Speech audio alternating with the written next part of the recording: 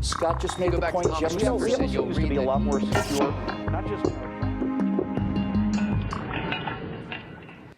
Individualism is a myth fabricated by Enlightenment thinkers for political reasons and perpetuated by Tea Party conservatives and libertarians who want, selfishly, to do as they please and to ignore their social responsibility to fellow humans.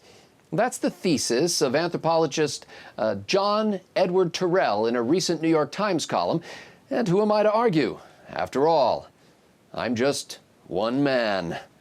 I'm PJTV's Scott Ott, joined now by my comrades, Stephen Green and Bill Whittle, to see if we can collectively come up with a consensus on the question of individualism. Well, men, Professor Terrell says that not only is individualism a story crafted to push a political agenda, but that it's out of sync with practically everything we know about the human race and believe about God. Here's his quote: "The sanctification of the rights of individuals and their liberties today by libertarians and Tea Party conservatives is contrary to our evolved human nature as social animals. There was never a time in history before civil society when we were each totally free to do whatever we elected to do. We have always been social and caring creatures. The thought that it is both rational and natural for each of us to care only for ourselves, our own preservation, and our own achievements is a treacherous fabrication.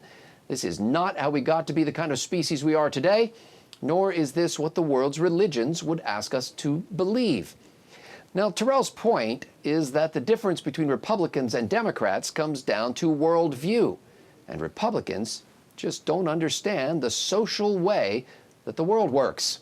Well, Stephen Green, he's right, isn't he? I mean, as much as we've been sold the myth of rugged individualism, the reality of life, to quote Ricky Lee Jones, is that we belong together. No, I love Ricky Lee Jones' first album. It's one of my Desert Island albums. Look, I want to get to those words. What was it? Social and caring. So I think he repeated those a couple of times. And I want to go back to a couple of authors you might have heard of, de Tocqueville and Ayn Rand. De Tocqueville noted 150 years ago that no people he'd ever seen in all of his travels, more freely associated, did more volunteer work, joined more organizations of their own free will than Americans being left alone. So if you want to be social and caring, have a free society, because this is what people do. This is what American people do when we're not all funneled into these racial or labor groups or whatever. And Ayn Rand noted that civil society is only possible when the rights of the individual is respected. And there's nothing more individual, there's nothing more individualistic than being able to tell the mob, whether that mob is a angry bunch of criminals, whether it's people of your own skin color, whether it's the labor union you're being forced to join. Nothing says individualism like being able to tell that mob to go to hell and have that legally stick so that you can join the groups you want to join, so you can care about the people who you actually care about. That's what we do. We're Americans. Ah, de Tocqueville.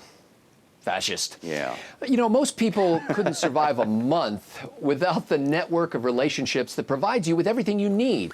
And whatever time you could survive is thanks only to that which you have learned and received from others already. In other words, you didn't build that. So, Bill Whittle, why do you persist in clinging to individualism, an ideological fantasy that you are the center of the universe and should be allowed to do as you please without a smidgen of concern for the needs of others? Well, let me start off by saying that there's an ancient Babylonian term for people that practice this kind of sophistry. They were referred to as a tool. That's T long U and then an L. This guy's a tool. He's an obvious tool. In fact, he may be the biggest tool I've seen in a long time. You don't often find tools like that in the world out there, but we want to find that kind of gigantic tool. The New York Times is the place to look. Look, this is another example of what elitists have to do in order to gain power. And it's the intellectual argument for rule, right? I mean, it's the intellectual argument for rule. Hillary Clinton basically says the same thing when she says it takes a village. And the corollary to it takes a village is, therefore, it takes a village chief. And I wonder who we might have in mind for that particular job. This is what control freak weenies like this Babylonian sophist and Hillary Clinton and Barack Obama and all the rest want. They want you to believe that you're just part of a giant social machine that they will run the levers of. And to say that this is a fabrication and a myth is nonsense, Scott. The United States is unique because the United States was invented to be a home for individuals. A home for individuals. All of our Bill of Rights are not designed to protect social classes, and they're not designed to oil the machinery of interaction between people. Every single one of the first 10 amendments is designed to protect the sanctity of the individual person. So for him to say that this has nothing to do with the American experiment means he's just a gigantic tool. Well, as you've probably figured out by now, the anthropology professor, unable to dig up an actual man, has fabricated one of straw. The framers of our Constitution, shaped both by Enlightenment thinking and by the Bible, actually assembled in Philadelphia in 1787, living in a kind of fraternity for 4 months to write freedom's charter together. In it, they secured the rights of the individual against the collective power of the state, because they knew that only when men trust and trade with each other voluntarily can we hope to have a just society.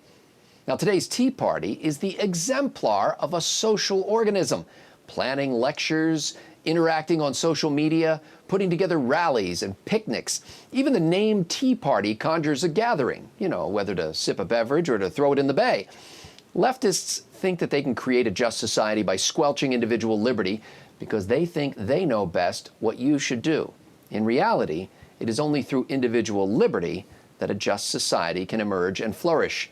When we can do as we please, it often pleases us to work together and to do good for others.